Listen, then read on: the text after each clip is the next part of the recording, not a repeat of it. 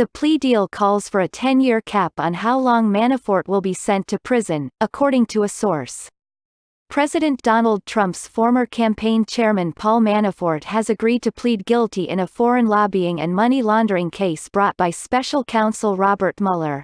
The plea deal, set to be officially announced at an 11 a.m. court appearance in Washington, D.C., calls for a 10-year cap on how long Manafort will be sent to prison, and for Manafort to serve time from his separate Virginia and Washington cases concurrently, according to a source familiar with the discussions. Prosecutors filed a new slimmed-down set of charges against Manafort Friday morning, reining in the felony counts pending against him in D.C. from 7 to just 2, conspiracy against the U.S. and conspiracy to obstruct justice. Notably, though, it remained unclear whether the Manafort plea will include a requirement that he cooperate with the Mueller prosecutor, an arrangement that Trump attorney Rudy Giuliani told Politico earlier this week he did not expect from the former campaign chairman whose lawyers he has been repeatedly in contact with as part of a joint defense agreement. If the deal does not include cooperation, then it will be a PR gift to the president and his legal team, said Shanlin Wu, a white-collar defense attorney who previously had represented Rick Gates, the former Manafort deputy who also pleaded guilty in the Mueller probe. Friday's move likely scuttles a high-profile second trial Manafort was expected to face in Washington in the coming weeks that could have been an embarrassing distraction for Trump and the White House in the lead up to the November midterm elections. Last month, a jury in Alexandria, Virginia, convicted Manafort on 8 felony charges in a tax and bank fraud case also prosecuted by Mueller's team. The jury deadlocked on 10 other counts, but a verdict form said the jurors were split, 11-1, in favor of conviction on those charges. Many Trump aides and advisers have said they believe the president is likely to grant Manafort a pardon on all the charges, which Trump has suggested amounted to prosecutorial overkill aimed at persuading Manafort to implicate Trump in wrongdoing in connection with the ongoing investigation into alleged collusion between the Trump campaign and Russia.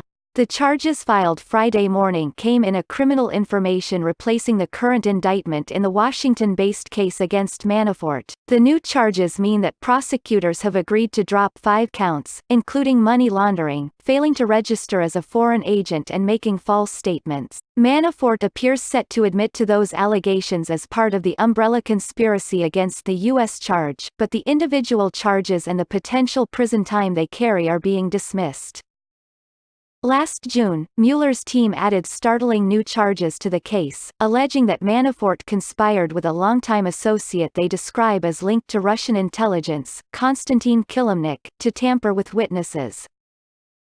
Prosecutors alleged that while the case was underway, Manafort and Kilimnik reached out to 2 men who did public relations work on the Ukraine project and encouraged them to falsely say the work was not aimed at U.S. audiences.